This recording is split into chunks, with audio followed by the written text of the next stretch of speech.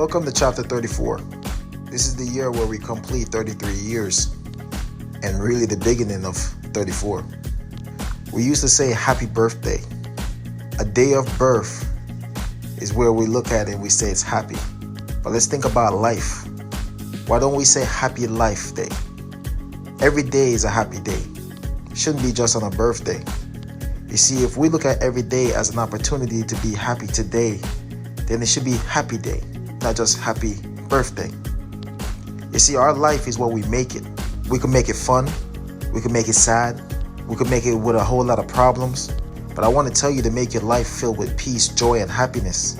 I want you to practice putting yourself in a position where you're always around nothing but positive vibes. When you feel like you're losing in life, or you may think and wonder that things are happening to you, I want to remind you that everything that's happening to you is happening for you. When you're losing things in your life or you're losing people out your life, it's God making room for the things that you need and the right people that you want and need in your life. Don't dwell in your sadness, but reflect upon your happiness. Pay attention to what you need to learn through the bad days.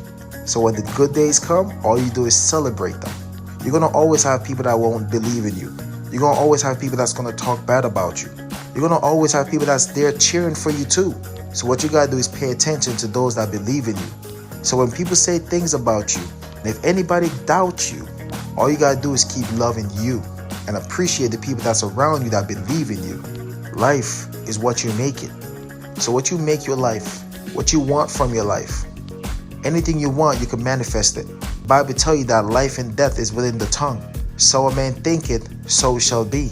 So what you think about and you speak about and you believe, these are the very same things you will bring about. So my friends, I practice and I'm encouraging you to do the same.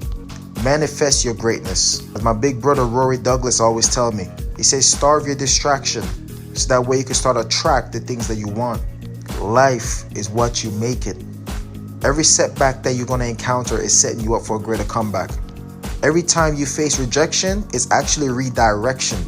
It's how you see things and how you think about things. Life is about perception. It's either you see the cup half full or you may see it half empty. Life is about choices. You could choose to be a pessimist or you could choose to be optimistic. How you want to live your life. That's the greatest thing about life. You have choices.